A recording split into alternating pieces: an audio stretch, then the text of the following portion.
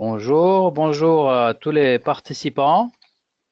Je suis Laurent Mesbah, le facilitateur francophone pour ce cours en ligne sur la consommation et la production durable.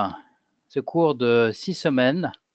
Nous sommes à la dernière semaine de ce cours. Donc, nous commençons la dernière semaine, semaine 6, et nous avons le dernier webinaire de ce cours aujourd'hui, qui est sur le thème de l'intégration d'intégration des stratégies et des plans d'action nationaux pour la biodiversité.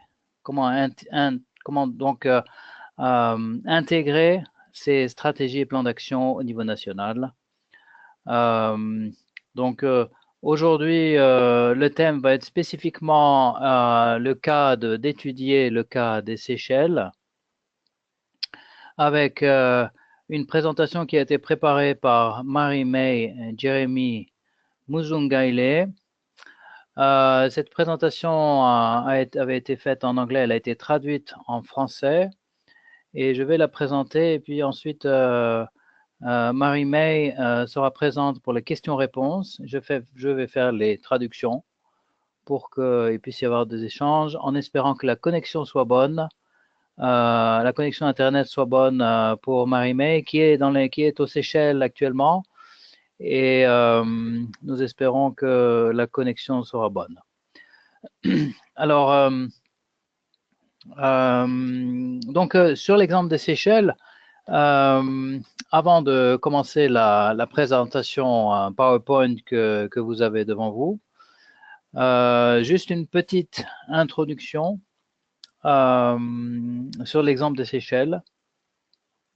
Les Seychelles ont utilisé le processus de révision de la stratégie nationale de biodiversité d'un plan d'action en tant que vecteur d'intégration de la biodiversité dans les principaux secteurs de développement du pays afin de satisfaire donc ces différentes stratégies. Ces obligations envers le plan stratégique de la Convention pour la biodiversité, stratégie 2010-2020, et les objectifs d'Aichi est aussi de s'aligner sur les priorités nationales de développement durable. L'examen de la stratégie nationale de biodiversité et du plan d'action a été un processus interactif de consultation et de validation des parties prenantes qui a permis d'identifier un éventail de partenaires, y compris la société civile, le secteur privé, qui ont permis à tous de voir comment la biodiversité a un impact sur leurs moyens de subsistance et l'importance de les conserver. Le processus de la SPANB a également permis d'élaborer les priorités conjointes dans différents secteurs, à savoir le tourisme, la pêche, l'agriculture, les finances, le changement climatique. Ces priorités aident les Seychelles à élaborer de nouvelles politiques et mesures visant à améliorer le développement durable. Donc là, on a un résumé de cette présentation. Je vais rentrer plus dans les détails de la présentation. Mais avant ça, je voudrais présenter quand même la personne qui a préparé cette présentation et qui sera là pour les questions-réponses. On espère que la connexion sera bonne. Alors, il s'agit de Marie-May Alice Muzungaile, qui est directrice générale de la division et de la conservation et de la gestion de la biodiversité auprès du ministère des Seychelles de l'Environnement, de l'Énergie et du Changement climatique. Marie-May est biologiste spécialisée dans la conservation et a participé activement à la conservation et à la gestion environnementale de la biodiversité, à la fois dans les plateformes d'organisations gouvernementales et non gouvernementales aux Seychelles. Marie-May détient une maîtrise en environnement de l'Université de Melbourne. Depuis 2010, elle travaille à établir des normes pour la protection de l'environnement, l'application de l'environnement et la mise en œuvre nationale de plusieurs politiques environnementales, y compris celle de la Convention pour la biodiversité des Nations Unies,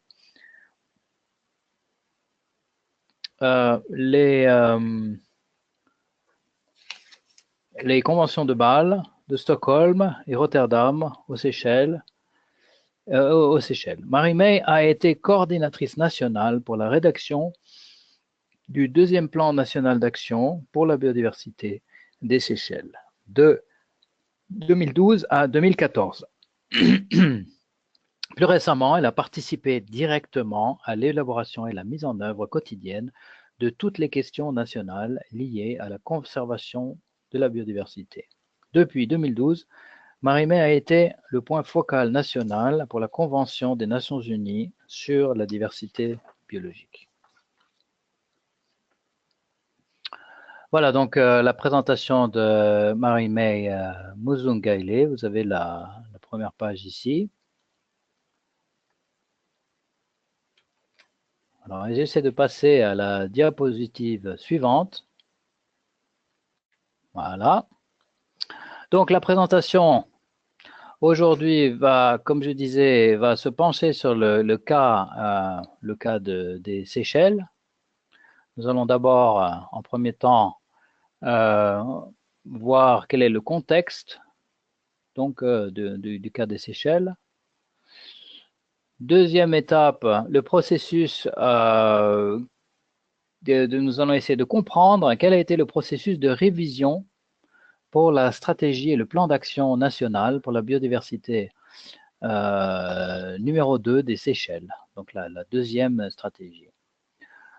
Enfin, le processus d'intégration et troisièmement, et quatrièmement, les leçons apprises.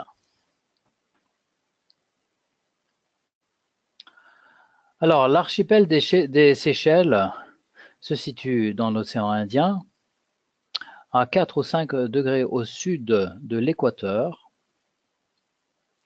dans l'océan Indien, au sud-ouest, il est composé de 115 îles réparties sur une zone économique exclusive maritime d'environ 1,3 million de kilomètres carrés. Vous avez la carte ici qui nous montre les plus grandes îles de l'archipel des Seychelles, qui comprend donc, je vous rappelle, 115 îles.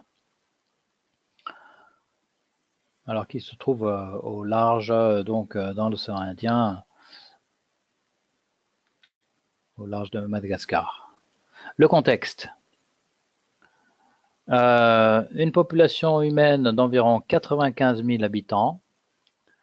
L'économie dépend principalement du tourisme et de la pêche.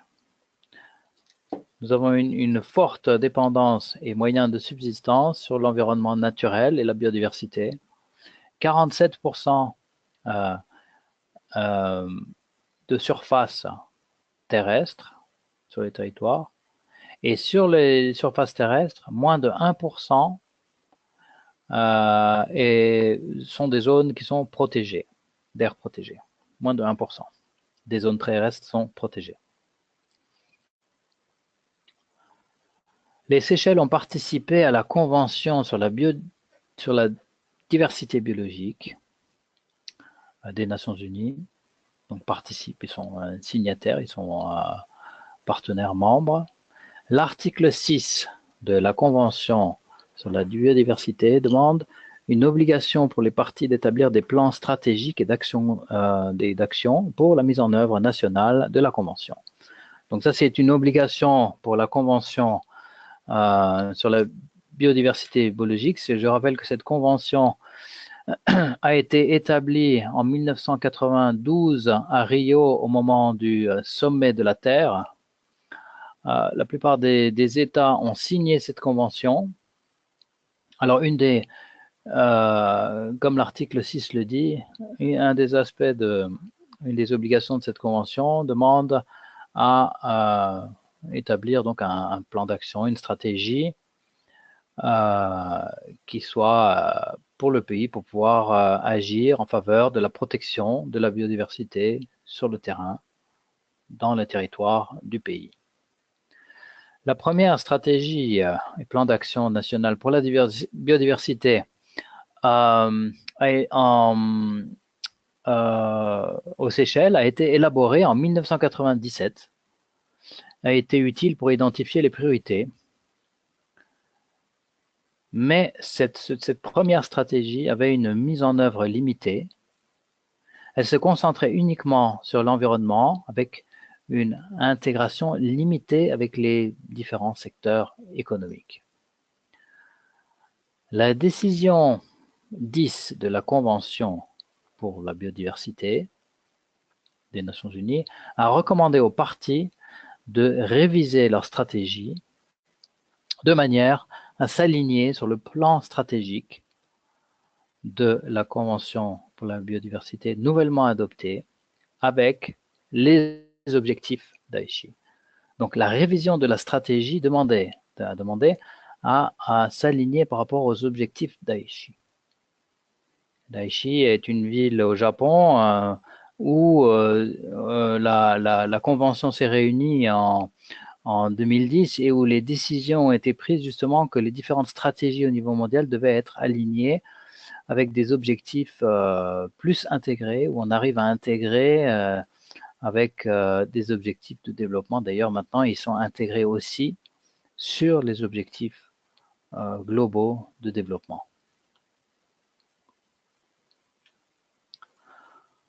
Alors, comment se passe cette procédure de révision de la stratégie dans le cas des Seychelles?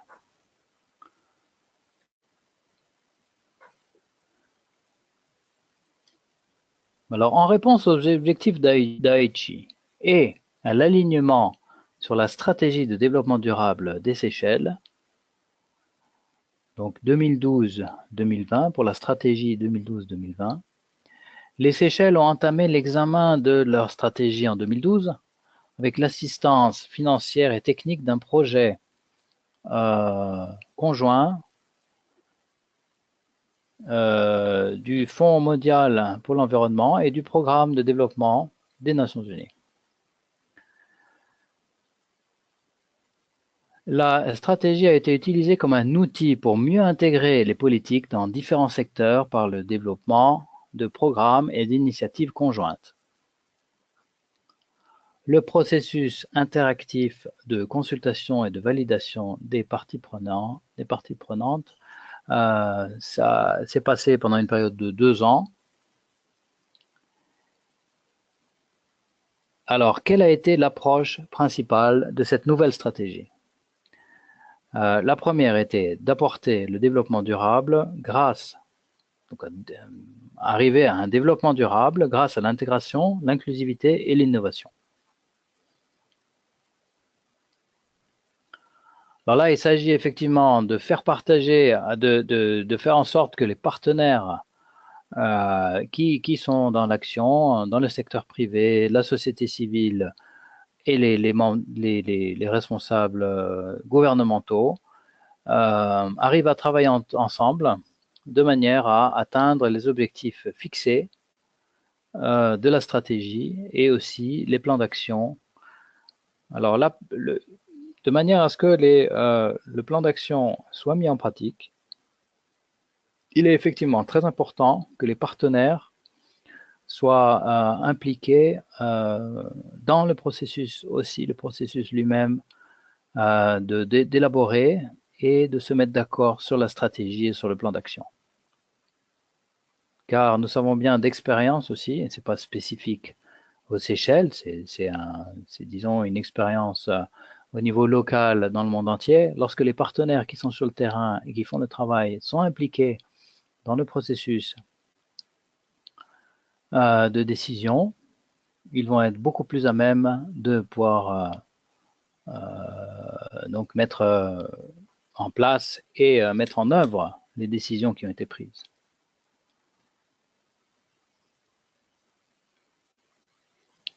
Alors, la mission aussi de la stratégie est de mettre en œuvre efficacement la Convention pour la diversité biologique dans le contexte des Seychelles grâce à la conservation intégrée et à la durabilité de la biodiversité et au partage équitable des avantages découlant de l'utilisation des ressources génétiques.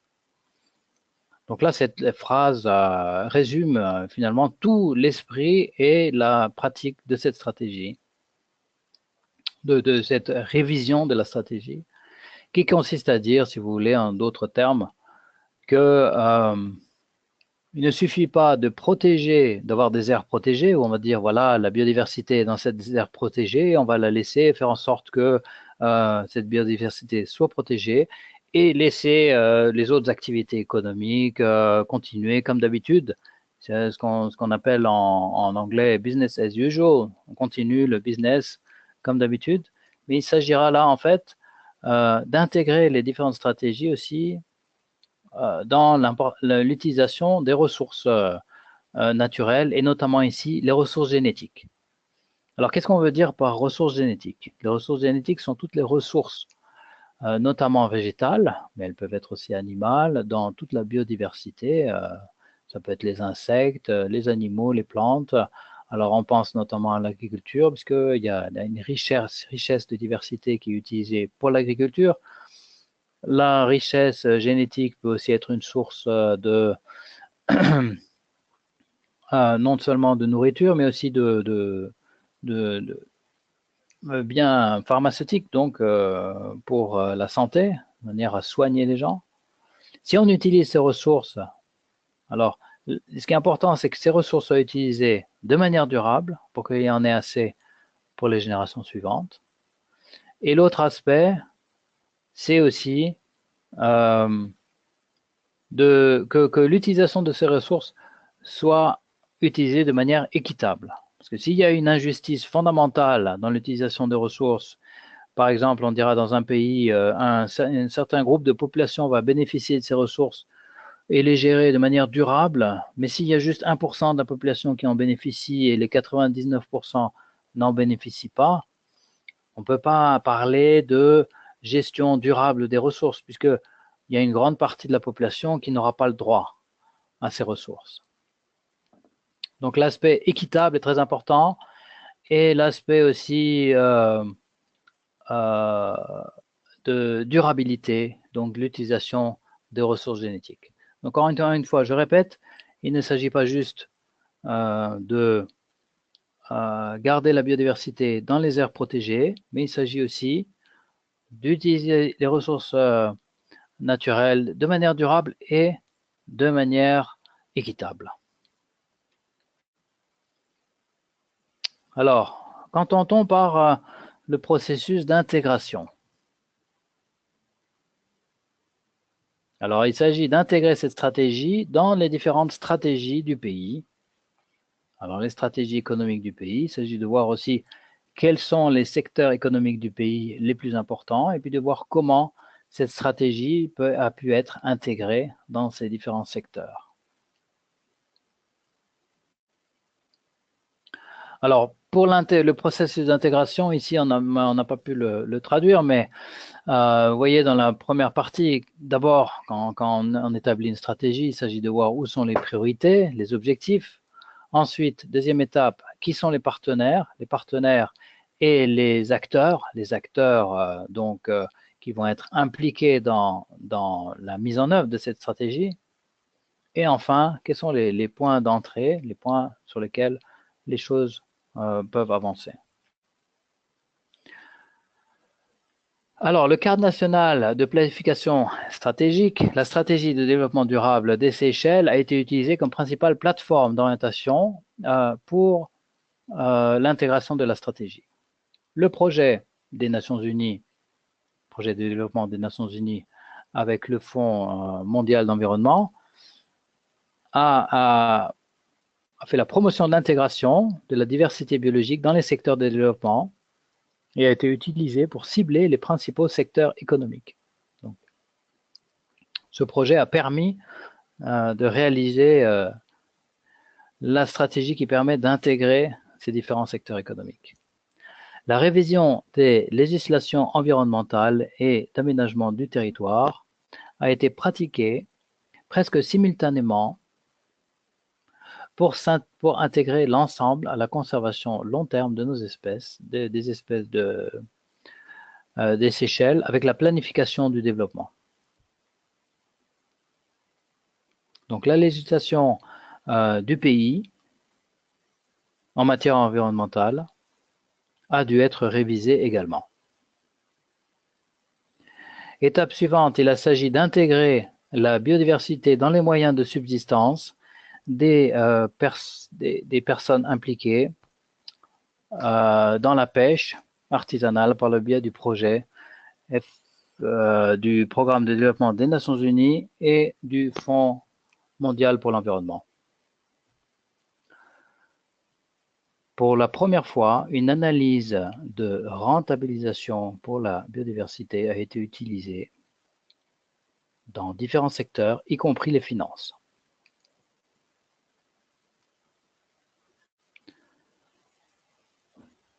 Le tourisme est, en fait, quand on regarde, on va maintenant voir quels sont les secteurs économiques importants dans les Seychelles. Le secteur du tourisme est l'un des principaux moteurs du développement aux Seychelles, de sorte que l'intégration dans ce secteur est vraiment importante. C'était finalement le secteur principal. Donc alors non seulement il est important parce que le secteur est important, mais en plus, le secteur du tourisme dépend de manière très importante de la biodiversité, de la beauté de la nature. C'est finalement cet aspect-là qui attire, c'est justement la beauté naturelle du lieu qui attire les touristes. Alors, le développement du secteur du tourisme comprennent les hôtels, les secteurs des activités touristiques, les investissements et capital étranger, l'emploi, les emplois dans ce secteur. Alors, cette stratégie quels ont été les bénéfices donc d'intégrer la stratégie de la biodiversité dans le secteur du tourisme? Cette stratégie a favorisé la participation du secteur privé à la formation et au processus d'élaboration des politiques. Elle a permis la promotion de l'évaluation dans les pratiques commerciales actuelles. La stratégie a souligné l'importance de la biodiversité et de la participation de la communauté, donc des membres des communautés, dans le succès à long terme des opérations touristiques.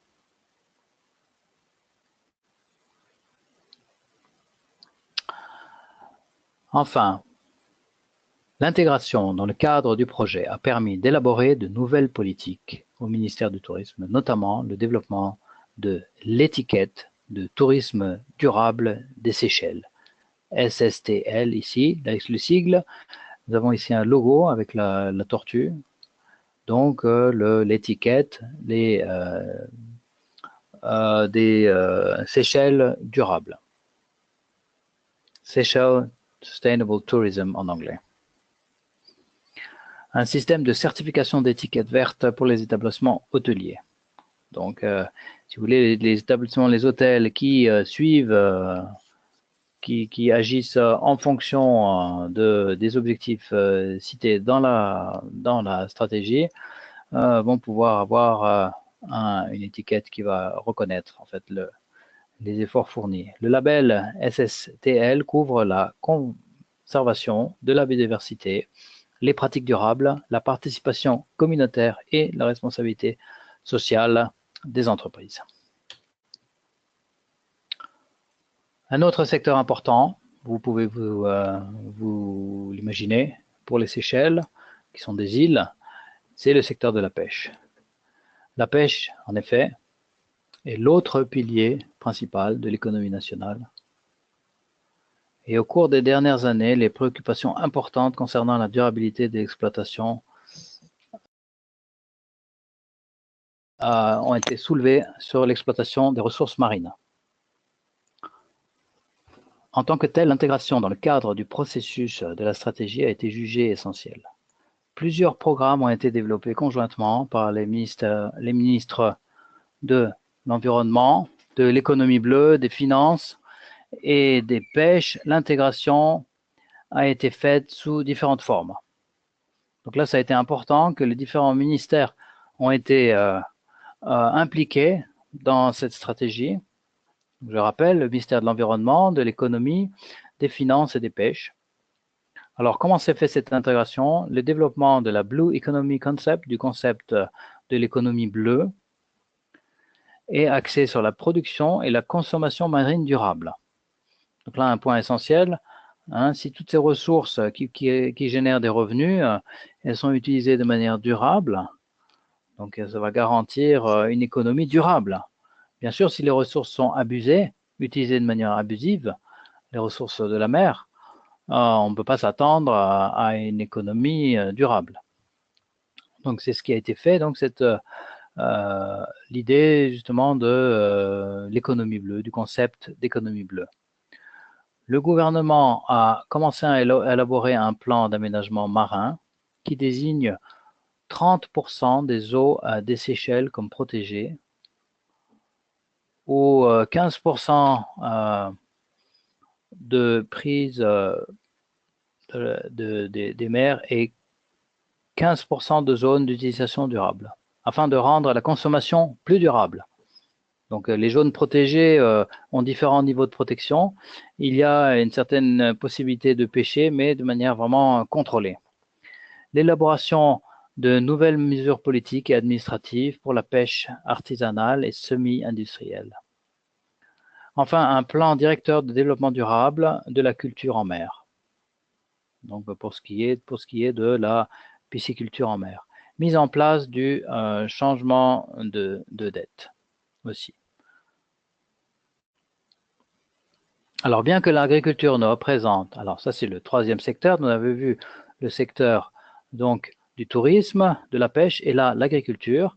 Bien que l'agriculture ne représente qu'une petite partie du PIB, il reste un secteur en concurrence directe pour les aires protégées, puisqu'il y a l'utilisation des terres et de la biodiversité, en particulier face au phénomène du changement climatique. Des efforts conjoints ont été entrepris avec le ministère de l'Agriculture et le ministère de l'Environnement. Alors, parmi des éléments de cette stratégie pour le secteur de l'agriculture, nous avons des programmes agroforestiers qui ont été développés, puisqu'on est dans une zone tropicale, l'importance justement de fonctionner avec les arbres pour l'agroforesterie. Les politiques développées pour promouvoir l'agriculture durable, la conservation et l'utilisation durable de la biodiversité agricole, y compris l'importance des pollinisateurs pour la production agricole, notamment de fruits. Nous avons beaucoup de pollinisateurs, on pense aux pollinisateurs dans les zones tropicales, il n'y a pas que les insectes, hein, et puis il y a bien sûr les oiseaux et puis les mammifères aussi, comme par exemple les chauves-souris, qui sont aussi des pollinisateurs. Alors, le quatrième secteur, c'est le secteur des finances, donc l'importance d'intégrer la stratégie pour la biodiversité dans le secteur des finances, avec donc la stratégie révisée, la nouvelle stratégie pour la première fois comprenait certains éléments de certaines composantes de la stratégie de l'économie environnementale et de la mobilisation des ressources. Les Seychelles font partie de l'initiative mondiale pour le financement de la biodiversité, qui s'appelle BioFin, qui nous a permis de faire une analyse des coûts et des écarts financiers de la stratégie de la biodiversité. Donc une analyse financière approfondie sur cette stratégie a été faite par rapport au budget des différents secteurs économiques et des moyens du pays. La stratégie de mobilisation des ressources et des solutions financières BioFin donc ont permis à élaborer des stratégies claires pour améliorer la disponibilité et l'accès aux fonds, au financement pour la gestion de la biodiversité. Enfin, quelles sont les leçons apprises et qu'a-t-on appris dans le cadre de ce processus de révision de la stratégie de la biodiversité pour les Seychelles? Qu'a-t-on appris? Voilà, donc on arrive bientôt à la conclusion. Qu'est-ce qu'on a appris? Donc, ce qui est important aussi, parce que ce qui a été appris là peut être utilisé dans d'autres pays aussi. Alors, l'inclusion et l'engagement précoce de toutes les parties intéressées et concernées sont essentiels pour réussir l'intégration et la réalisation d'un développement durable. Le secteur privé a un rôle très important à jouer dans la consommation et la production durable. Donc l'importance du secteur privé. Le premier point, l'inclusion. Donc je rappelle, le premier point, je répète, le premier point, c'est l'inclusion et l'engagement précoce de toutes les parties intéressées dans le processus de préparation de la stratégie. Le deuxième point important, le secteur privé a un rôle très important à jouer dans la consommation et la production durable, bien sûr, puisque le secteur privé qui est chargé de la production aussi incite à la consommation. Bien sûr, les consommateurs sont impliqués aussi, bien sûr, mais là, le secteur privé qui joue un rôle important dans l'économie et dans la production. Les systèmes actuels, troisième point, les systèmes actuels doivent être réfléchis pour s'assurer qu'il existe un environnement propice à la promotion du développement durable. Alors les systèmes, on entend par les politiques gouvernementales, incitations financières ou d'autres ordres, développer les capacités, la compréhension et la capacité d'agir, les technologies éventuellement aussi. Quatrième point, sur les questions des leçons qui ont été apprises. Donc des gains accrus lorsque les programmes se déroulent dans plusieurs secteurs. Donc l'important aussi, c'est que la stratégie doit être impliquée dans plusieurs secteurs. Parce que la biodiversité est impliquée dans tous les secteurs de l'économie. Enfin, l'alignement, donc là on est au sixième point, l'alignement, l'harmonisation et l'intégration des politiques liées à la biodiversité aux processus macroéconomiques nationaux est très important pour la mobilisation des ressources à long terme. Pour la budgétisation nationale, la planification économique.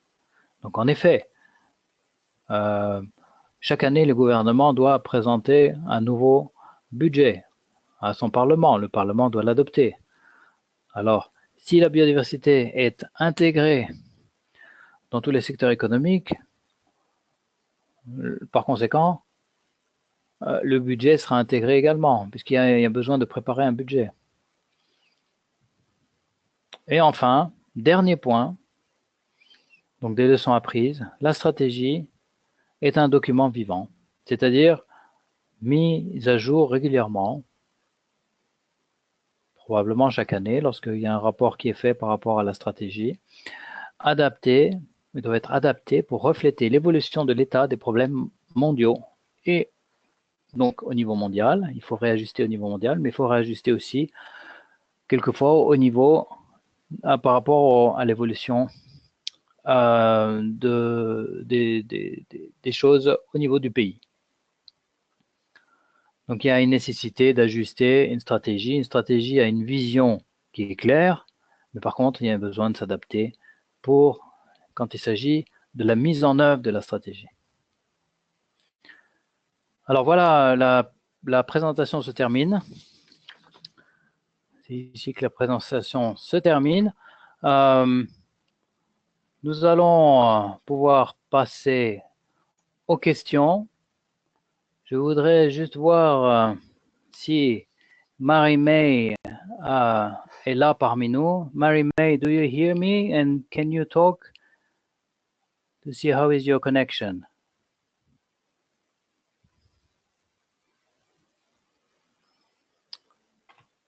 Donc il est possible que la connexion soit mauvaise, parce que nous avons eu des problèmes de connexion tout à l'heure.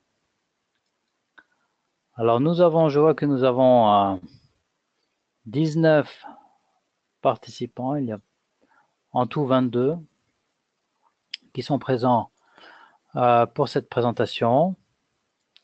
Alors, vous êtes les bienvenus pour poser des questions et je vais tâcher de pouvoir y répondre. Même si je ne peux pas répondre, je crois qu'il serait vraiment très intéressant d'avoir un débat sur ces questions d'établissement des stratégies. Et vous pouvez aussi vous-même partager votre expérience.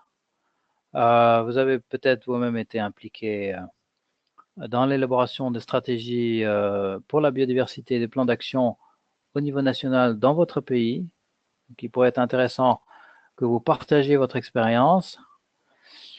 Et bien sûr, les questions, vous êtes aussi bienvenus pour poser vos questions.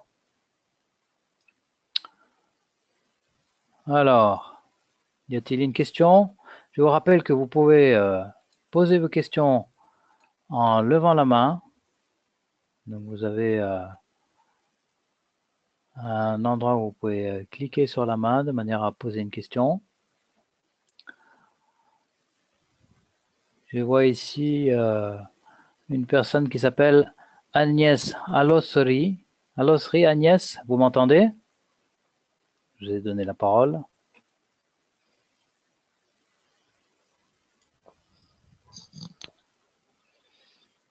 M'entendez, Agnès? Oui, bonjour, vous m'entendez? Oui, je vous entends. Bonjour. Oui, bonjour.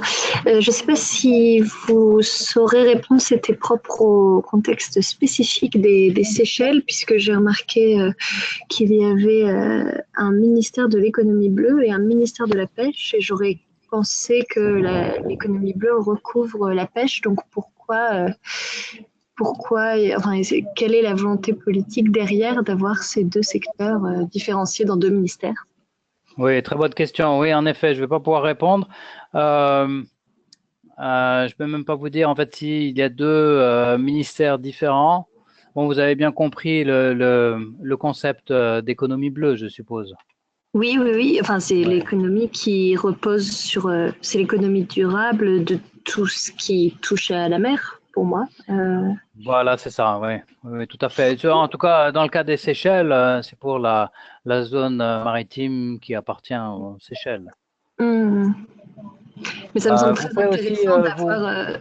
Oui, pardon. Enfin, ça me semblait justement un très bon signe politique d'avoir un ministère de l'économie bleue en ce qui concerne la durabilité de tout ce qui est exploitation de la biodiversité marine. Et donc, j'étais étonnée que la pêche ne soit pas inclue dedans.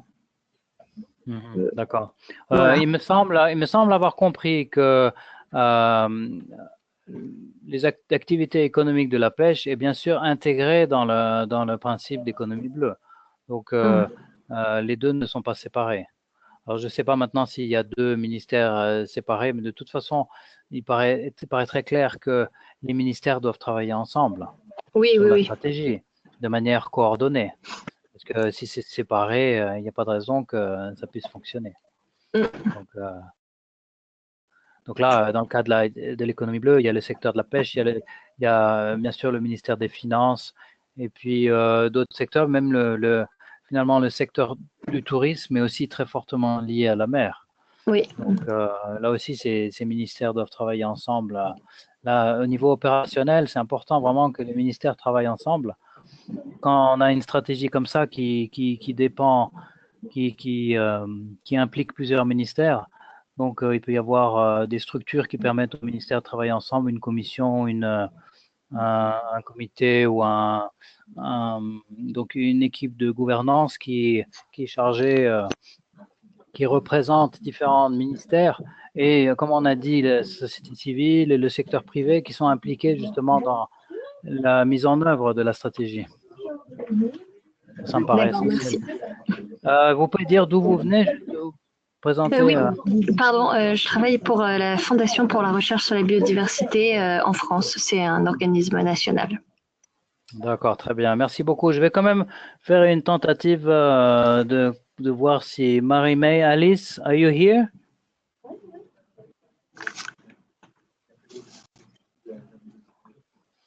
Non, ça n'a pas l'air d'être le cas. En tout cas, merci beaucoup Agnès pour votre question. Peut-être que vous pouvez poser, je peux suggérer, vous pouvez poser votre question par écrit. Oui, je l'ai Et mise puis, en fait.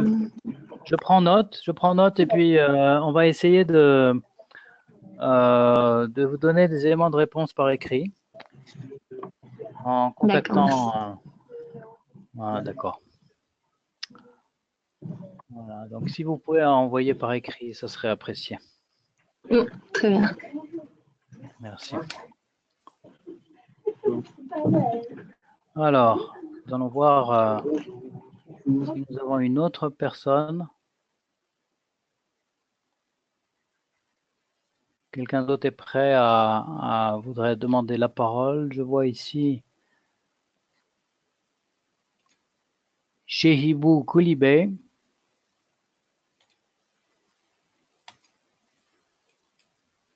Voilà. Bon, apparemment, votre micro n'est pas ouvert, donc je ne peux pas vous donner la parole. Monsieur Chehibou Koulibaly, vous devez vérifier si vous n'êtes pas mute. Vous devez être unmute.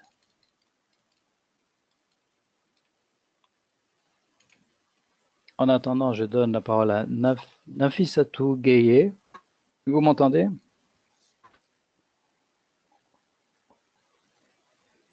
Allô? Nafissatou Gueye?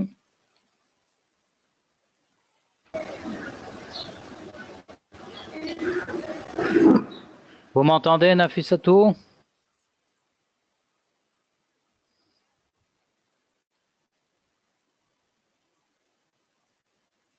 Non?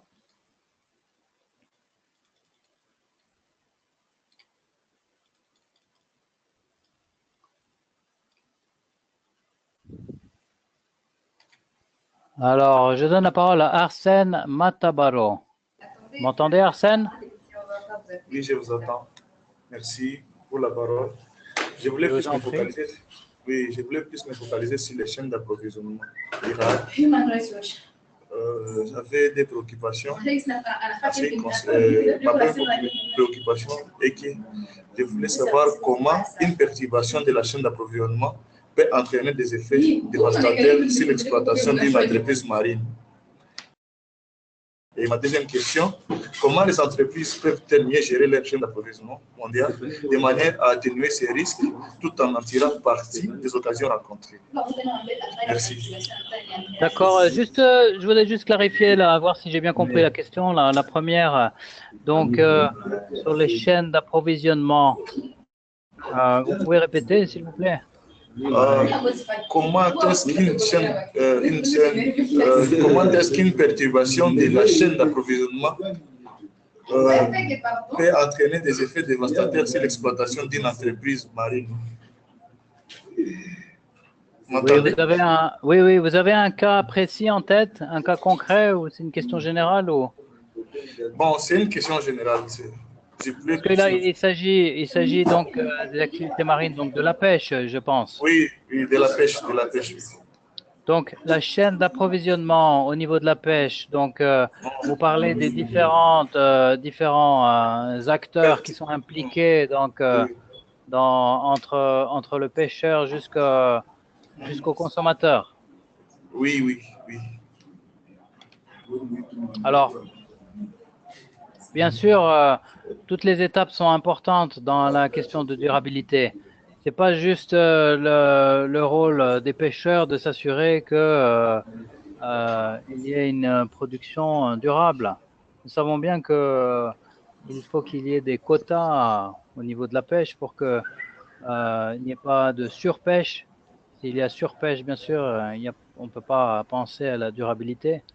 Donc, il s'agit d'éviter une surpêche. Il faut bien comprendre les conditions de l'écosystème maritime, de manière à pas savoir aussi qu'est-ce qui peut être pêché et quand, à quel moment, parce qu'il y a aussi les périodes de reproduction selon les espèces qui sont récupérées. Donc ça, c'est au niveau de la pêche. Ensuite,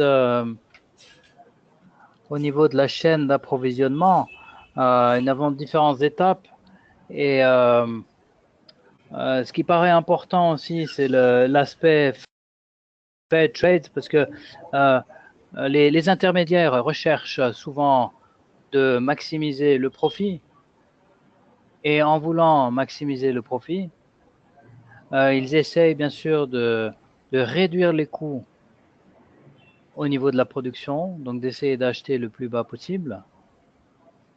Et ensuite aussi au niveau de la vente, bien sûr, essayer de vendre au meilleur prix, au meilleur endroit, au meilleur acheteur. Donc nous savons bien que quand il s'agit de la chaîne d'approvisionnement sur les produits de la mer, d'ailleurs comme d'autres produits aussi, les produits vont arriver là où il y a des meilleurs acheteurs. Et les intermédiaires vont chercher aussi à vendre au meilleur prix. Donc je ne sais pas si je réponds à la question, mais Peut-être vous pouvez préciser un peu plus votre question. Ou si vous me dites que, Oui, que j'ai répondu. je pense que vous êtes dans le chemin, vous êtes en train de préciser complètement. Pardon? Vous m'entendez? Oui, j'ai pas bien entendu. Vous avez donné une bonne... C'est ce que je cherchais comme réponse pour savoir. Oui, qu'est-ce que vous en pensez vous-même? Qu'est-ce que vous pensez? Quel est l'obstacle principal à la production durable, d'après vous? Moi, je pense que l'obstacle qui est là est que ça sera un manque à gagner pour les pêcheurs. Puisque quand quelqu'un a une exploitation, une entreprise, par exemple, pour ceux qui fabriquent, ceux qui conservent les poissons, par exemple, pour les sardines, et ils gagnent plus par rapport à ce que, par rapport aux producteurs ou aux pêcheurs. C'est là, je pense qu'à partir du système d'approvisionnement, il fallait que donc les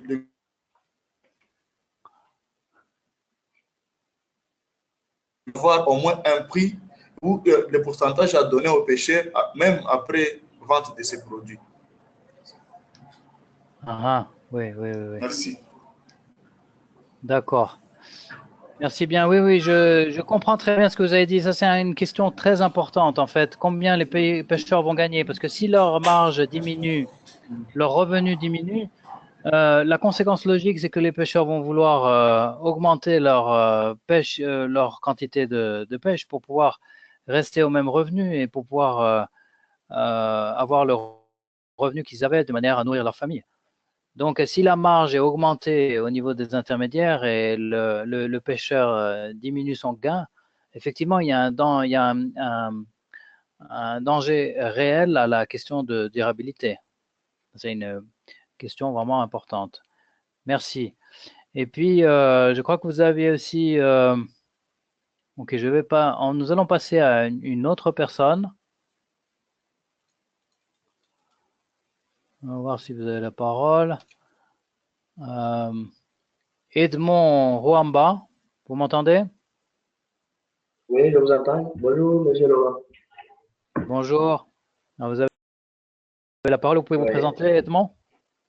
oui je suis gestionnaire dans une organisation qu'on appelle AZN, qui s'occupe de, de l'entretien du bocage au niveau de l'ONG.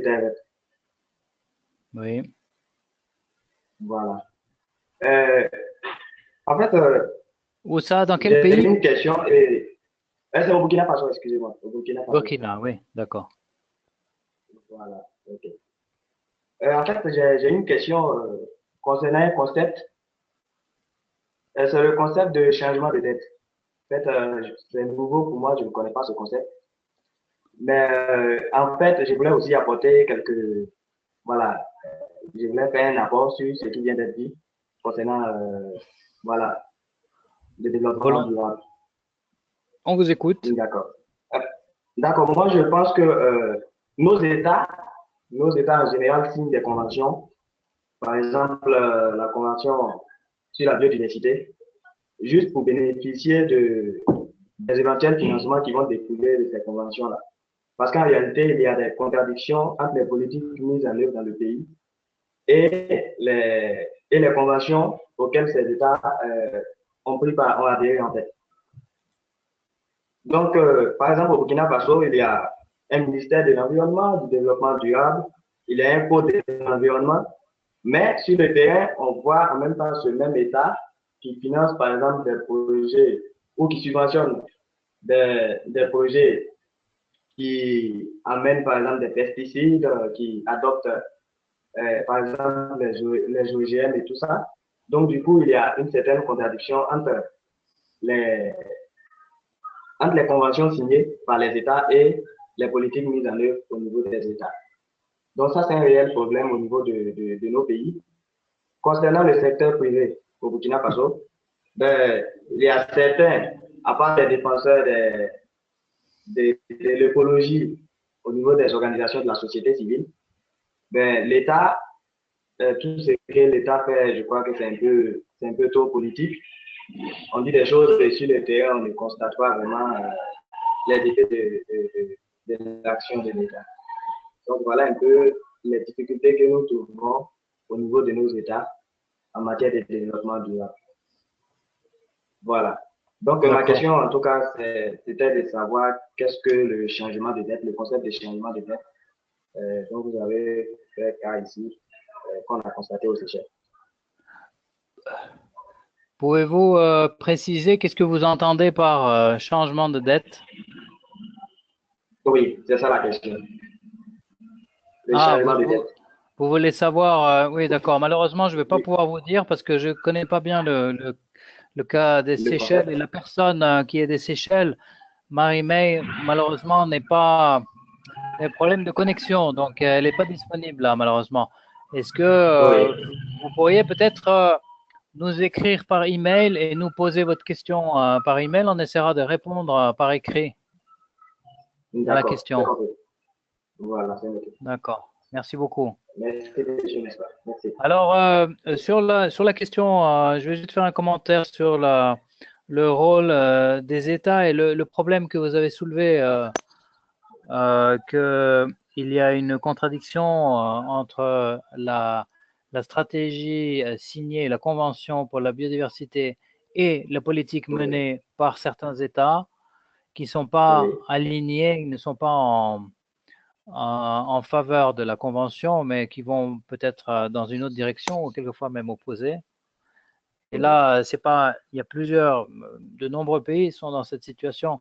Et c'est justement un des buts de la stratégie et du plan d'action de la biodiversité, c'est justement de pouvoir encourager les États à aligner leur politique plus en faveur, plus dans la direction, de l'aligner plus dans la direction de la stratégie pour la biodiversité.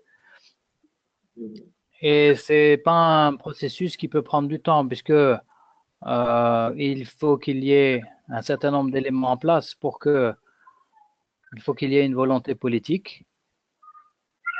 Il est nécessaire aussi que les acteurs soient bien informés dans le secteur aussi, dans le secteur privé. Il est important aussi qu'il y ait des avantages économiques qui soient reconnus et mis en valeur pour que ces activités durables peuvent être aussi lucratives en même temps. Et que l'importance aussi, comme j'ai soulevé tout à l'heure, de l'importance que que ce soit équitable, le partage des ressources soit équitable aussi. Alors, il y a un long chemin pour arriver à toute cette stratégie, bien sûr. Et vous êtes de la société civile, si j'ai bien compris, vous êtes d'une ONG? Oui, je suis d'une ONG, l'ONG Terre. Et alors, les ONG peuvent jouer un rôle très important aussi parce qu'elles peuvent exercer une influence et des pressions sur l'État et aussi encourager les pratiques durables et qui donnent des bons résultats aussi. Et c'est un travail de longue haleine et qui ne donne pas forcément des résultats immédiatement. Mais dans la durée, avec la persévérance, on arrive aussi à faire bouger les choses. Oui. Donc, grâce à l'action des ONG et de la société civile, on a pu bouter Monsanto hors du Burkina Faso. Monsanto voilà, oui, ça c'est un exemple, effectivement. Oui, tout à fait. Voilà. Aujourd'hui, on ne parle plus de Monsanto au Burkina Faso. Voilà. Et ça, c'était vraiment grâce aux ONG et la société civile, et aussi les groupements de producteurs de coton qui ne voyaient pas vraiment les bénéfices que Monsanto faisait la promotion, et du coup, voilà, on a réussi à se séparer de stopper les OGM au Burkina Faso. D'accord, oui, j'ai entendu parler de ça également, oui. Bon, c'est un bon exemple où effectivement la société civile peut jouer un rôle dans le changement de pratique et aussi dans le cadre de la stratégie. Un autre avantage d'une stratégie comme ça, c'est que comme c'est un document légal qui est adopté par le gouvernement, la société civile peut l'utiliser comme document de référence pour pouvoir montrer que le gouvernement a besoin de travailler dans cette direction. Et le fait aussi que le gouvernement ait signé, le fait que le pays ait signé la convention, ça donne aussi une responsabilité dans le cadre juridique international.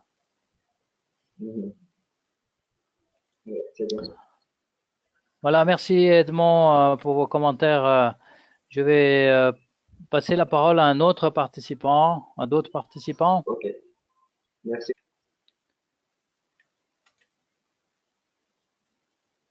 Kassembele. Ah non, toujours pas de micro. Peut-être ici, non, non, je vois pas de microphone. Joachim, vous avez levé la main, mais je vois pas de microphone. Vous pouvez peut-être vérifier que votre micro est branché.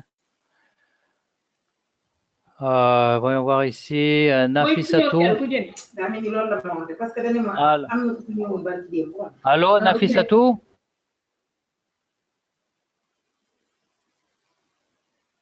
Vous m'entendez?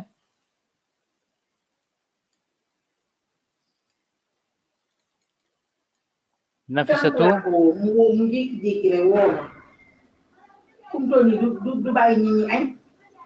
Allô? Nafissatou? Non, apparemment non. On va essayer quelqu'un d'autre. Je rappelle à tout le monde que vous avez la... Si vous voulez prendre la parole, levez la main.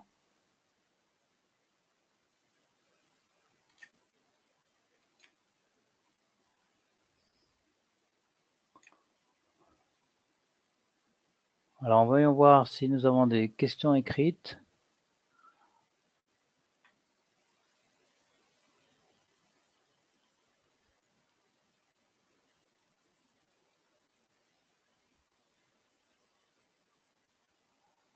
Ah, il y a une question.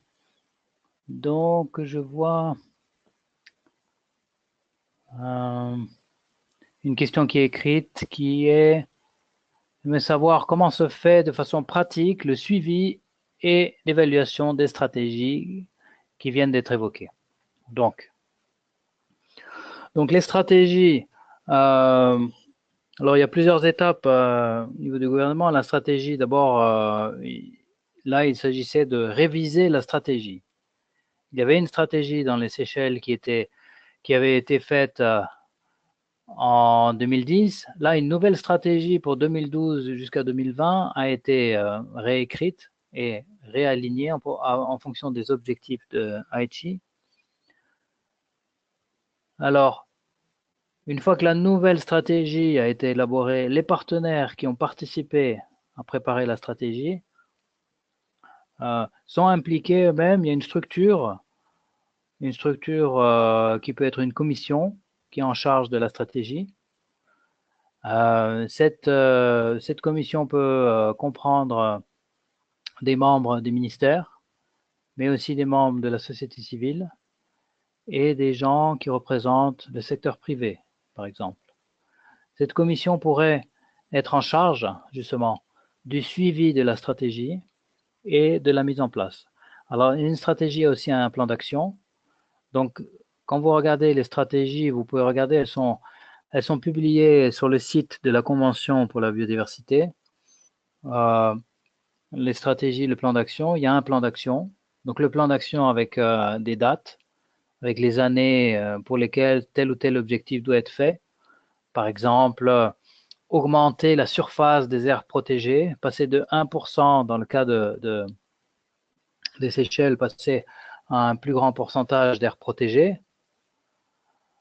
Il s'agira chaque année de regarder par étape, par quelle étape ça va être fait, à quel moment l'aire a été désignée comme protégée. Quand je prends cet exemple de l'aire protégée, par exemple, le suivi, donc, à un moment donné, on passe à une plus grande proportion d'aires protégées. Il faut que ça soit adopté au niveau national pour que ça devienne un document légal. Et là, donc une fois que c'est adopté, que c'est légiféré, qu'il y a une loi qui dit voilà, l'aire protégée est désignée, a été protégée, La loi, bien sûr, n'est pas suffisante, mais c'est une étape. Donc, c'est une étape, ça peut être noté. Dans le cas de la stratégie et du plan d'action, il y a aussi une équipe, bien sûr, qui est chargée de faire l'évaluation et le suivi. Et ceci est fait chaque année aussi, avec un rapport normalement qui doit être envoyé également à la Convention pour la biodiversité. Donc l'état de la biodiversité du pays aussi est un indicateur aussi du suivi. C'est-à-dire que, bien sûr, là, dans ce cas-là, on a besoin d'experts qui connaissent les questions de biodiversité, qui vont sur le terrain. Ça peut être des universitaires, des chercheurs, des gens de la société civile, des amateurs de la nature qui aiment surveiller et protéger et qui peuvent, à leur tour, euh, écrire des rapports et raconter ou expliquer où en est donc l'état de la biodiversité du pays. L'état de la biodiversité doit être mesuré aussi régulièrement. Donc ça, c'est une façon aussi d'évaluer. Mais ceci dit, c'est pas suffisant. Il y a l'aspect légal, il y a l'aspect économique aussi. Donc tous les secteurs qui sont touchés dans la stratégie doivent être étudiés et évalués de manière à voir où en est la situation de la stratégie. Encore une fois, l'état de la biodiversité sont aussi des rapports qui sont envoyés à la Convention.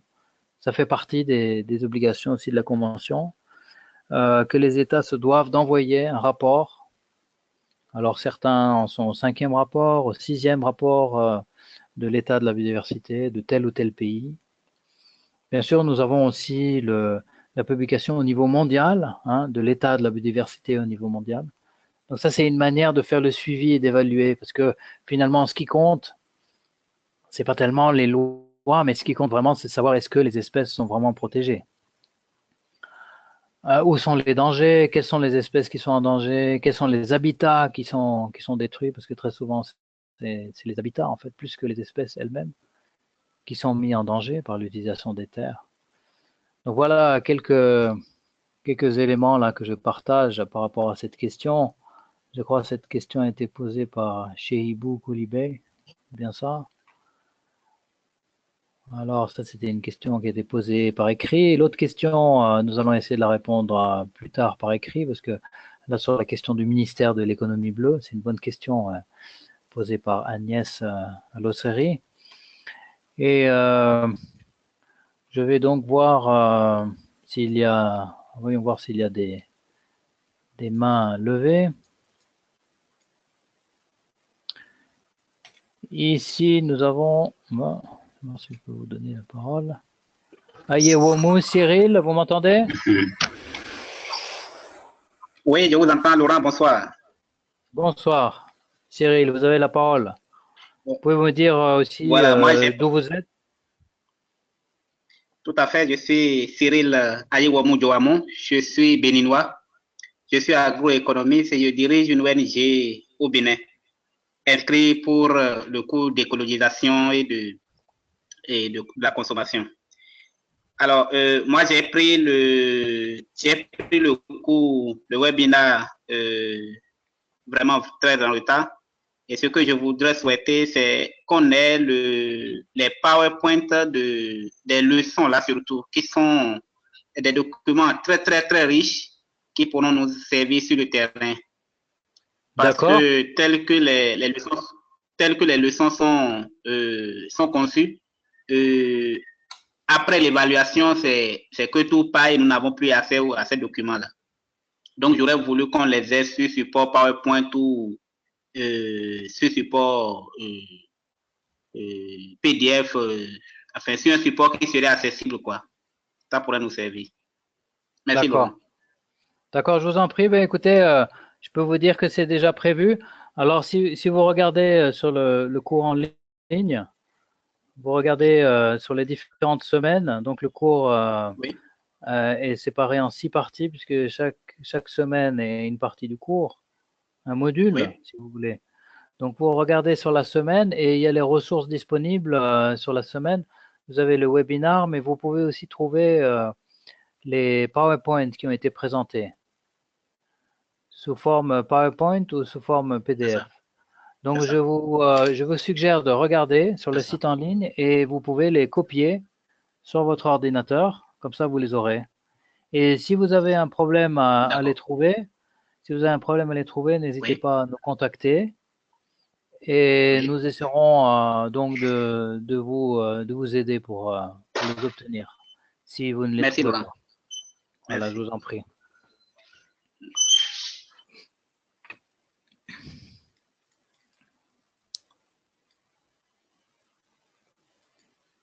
Alors, voyons voir. Peut-être une autre personne qui demandait la parole. Nafissatou, vous m'entendez? Vous avez la parole?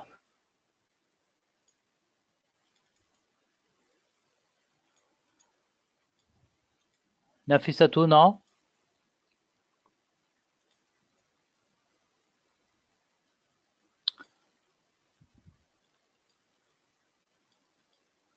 Ah, peut-être Joachim il voudrait la parole, mais n'a pas de microphone.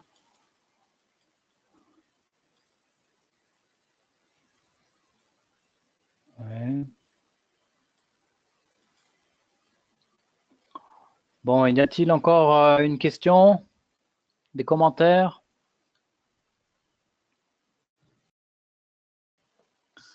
Je demande une dernière fois. Mary May, Alice, are you there? Je vois pas.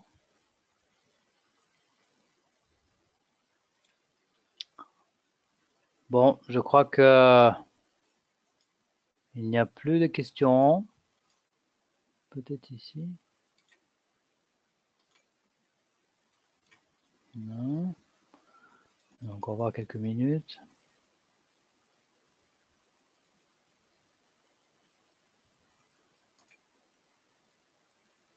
Kassem Bele, vous avez déjà eu la parole?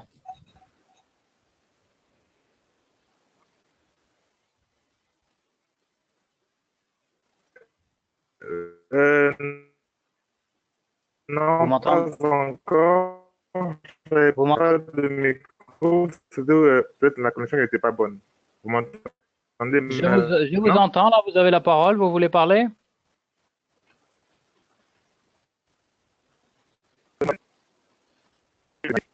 Je veux juste. Oui. Je m'appelle Jérès Kassembele. Je suis membre de l'ONG Afiamama. Je suis aussi assistant à l'université de Lubumbashi, on est au Congo démocratique. Un peu sur l'intervention de M. Matabaro, qui parlait du déséquilibre de la pêche dans la chaîne d'approvisionnement entre donc les pêcheurs et les consommateurs finaux, parce qu'il disait que les intermédiaires, les vendeurs intermédiaires, en fait, s'enrichissent et au détriment des pêcheurs eux-mêmes. Oui. Moi, je pense que c'est une question d'organisation des pêcheurs. Je pense que tous les pêcheurs dans toutes les contrées devraient avoir, soit en allant déposer tous les fruits de leur pêche à un bureau de vente qui est certifié, de telle manière qu'ils puissent fixer un prix pour qu'ils puissent en fait tirer profit de leur travail. Et puis cela permettrait aussi aux services de statistiques de pouvoir bien gérer les quotas. Parce que dans certains pays, comme chez nous, par exemple, en RDC, les pêcheurs peuvent même pêcher et vendre leurs produits sans qu'il y ait des services de statistiques qui puissent suivre et puis aider que la quantité des poissons, par exemple, qui quittent les lacs, que la quantité des poissons qui quittent les rivières annuellement ou mensuellement. Alors, je pense qu'une des stratégies qui pourrait protéger les pêcheurs contre, le manège des intermédiaires, c'est donc de pouvoir canaliser tout ce qu'ils pêchent à un bureau pour pouvoir être protégé et même qui peut bien discuter avec les intermédiaires pour qu'ils ne puissent pas tellement s'appauvrir parce qu'ils sont pêcheurs ou alors que tous les pauvres n'aillent pas recourir à la pêche qui est un travail très, très, très difficile. Voilà, je pense que ça pourrait un peu orienter M. Matabaro dans le... Merci beaucoup, Géraïs, pour votre contribution tout à fait pertinente sur le rôle des pêcheurs donc dans la production durable, et puis effectivement s'ils s'associent entre eux, leur influence, leur pouvoir est plus important que de manière individuelle. Les petits pêcheurs ont très peu d'influence, alors que s'ils s'associent, oui, voilà. effectivement, ils peuvent avoir beaucoup plus de poids de négociation face aux acheteurs aussi, et ainsi que les consommateurs. Bien sûr. Merci pour votre remarque. Voilà, merci. Au revoir. Voyons voir s'il y a encore une autre question. Nos discussions touchent à leur fin. Je vais voir s'il y a encore une main levée. Ah, nous avons ici Petro Tsimbal. Oh, Petro, merci, je vous entends. Je vous écoute, Petro. Vous êtes de l'Ukraine, c'est ça? Oui, c'est ça. Je suis de l'Ukraine. Je suis le membre de l'ONG Communication sans frontières. Alors, j'ai une petite question à propos du programme Biofin. J'ai lu que Kazakhstan travaillait dans ce programme, mais l'Ukraine ne travaille pas dans ce programme. Peut-on parler ce programme travaille en Europe de l'Est ou non? C'est une bonne question. Malheureusement, je ne suis pas au courant, mais il me semble effectivement que Biofin n'est pas impliqué dans l'Europe de l'Est. Parce que le programme Biofin ne travaille qu'avec certains pays dans le monde, et notamment en Afrique, dans le Pacifique, en Amérique du Sud. Mais il faudrait que je me renseigne. D'ailleurs, je pense que vous pouvez aussi le voir sur le site du PNUD, donc du Programme de développement des Nations Unies. Et vous cherchez Biofin, et vous pourrez voir la liste des pays qui en ce moment travaillent avec le programme Biofin. Et ce que je sais aussi, c'est que la façon dont le PNUD fonctionne, les Nations Unies, si le gouvernement du pays contacte donc le programme de développement des Nations Unies et fait une demande, si le gouvernement demande à participer à tel ou tel programme, il y a de très grandes chances que les Nations Unies acceptent d'inclure ce pays. Parce que les Nations Unies apprécient beaucoup que l'initiative vienne des pays membres. Ah bon, merci. Et donc, il pourrait y avoir de cofinancement. Si l'Ukraine, par exemple, fait une démarche et contacte le PNUD, et là, ça pourrait être fait. Je crois qu'en Ukraine, il y a aussi un bureau du programme des Nations Unies. Oui, il y en a. Oui, oui, oui. Bon, merci beaucoup. Je vous en prie.